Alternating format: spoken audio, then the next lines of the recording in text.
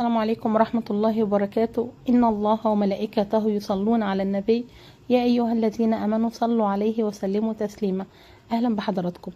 النهاردة وزي كل مرة هنبدأ حلقتنا بكم سؤال كده. أول سؤال هسأله لك، هو أنت ليه متضايق؟ طب يا ترى ليه الهم مالي قلبك كل الفترة اللي فاتت دي؟ طب ليه نفسك في حاجات كتير ولسه لحد دلوقتي ما حصلتش؟ طب ليه الدعوة اللي بتدعيها بدموع ما اتحققتش؟ تعال أنا أقول لك ليه. عارف ليه؟ لان انت لسه لحد دلوقتي ما مسكتش المفتاح الصح. يا ترى ايه هو المفتاح ده؟ هو الاستغفار والصلاة على سيدك وحبيبك النبي. بص، انا مش جاي اقول لك كلام انشا وخلاص، لا، انا جاي اقول لك تجارب بتاعت ناس وايات من القرآن واحاديث صحيحة. جاي اقول لك ان في اسرار عظيمة جوانا واحنا لحد دلوقتي مش واخدين بالنا منها. عارف يعني ايه استغفار؟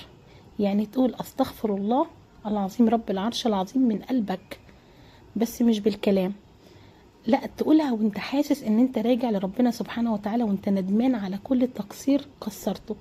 ربنا عز وجل قال: فقلت استغفروا ربكم انه كان غفارا يرسل السماء عليكم مدرارا ويمددكم باموال وبنين ويجعل لكم جنات ويجعل لكم انهارا.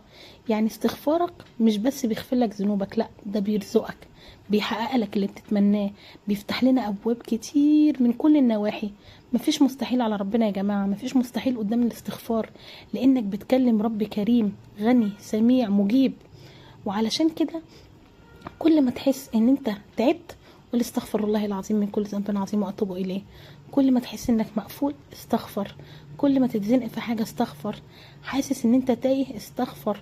مش لاقي شغل استغفر. عايز تتجوز استغفر. حاسس انك مريض وتعبان استغفر. عايز ذرية صالحة استغفر. الاستغفار يا جماعة مش بس عبادة، ده سلاح، والله سلاحك في الدنيا وهيكون كمان سندك في الآخرة. طيب نخش بقى على الصلاة على النبي. عارف يعني ايه ان انت تصلي على سيدك وحبيبك النبي؟ يعني بتقول اللهم صلي وسلم وبارك على سيدنا محمد. يعني بتقدم هدية لحبيبك اللي دعالك وتعب علشاننا، تعب علشاننا عشان يبلغنا الدين، واللي مش هيدخل الجنة غير لما يشفع لنا، يشفع لكل أمته. بس مش بس كده، الصلاة عليه مش بس حب، الصلاة عليه مفتاح للخير كله. النبي حبيبك قال: من صلى عليه صلاة واحدة صلى الله عليه بها 10.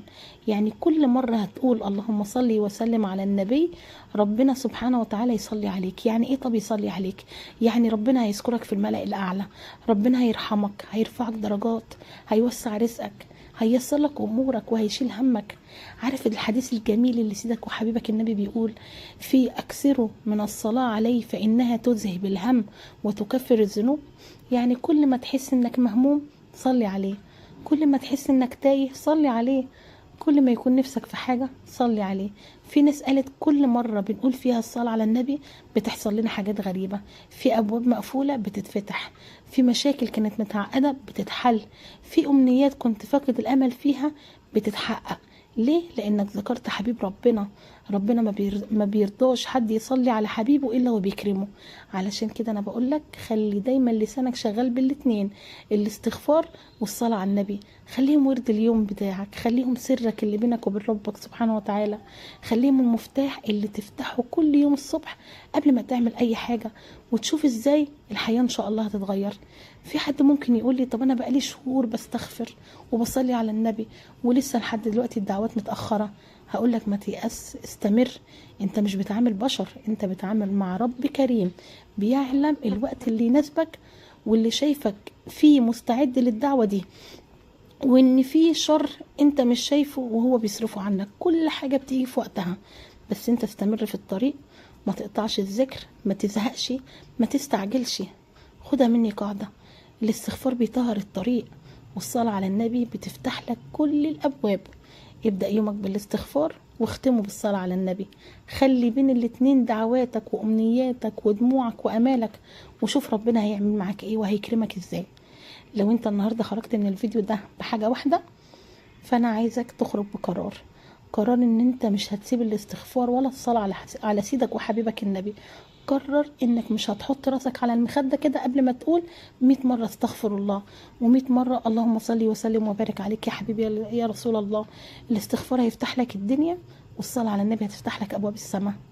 وفي اخر دعوانا اللهم يا واسع المغفرة يا عظيم العطاء اغفر لنا ما مضى، اللهم اصلح لنا ما بقى، اللهم اجعلنا من المستغفرين بالليل والنهار، ومن المكثرين على الصلاة على النبي حبيبك المختار.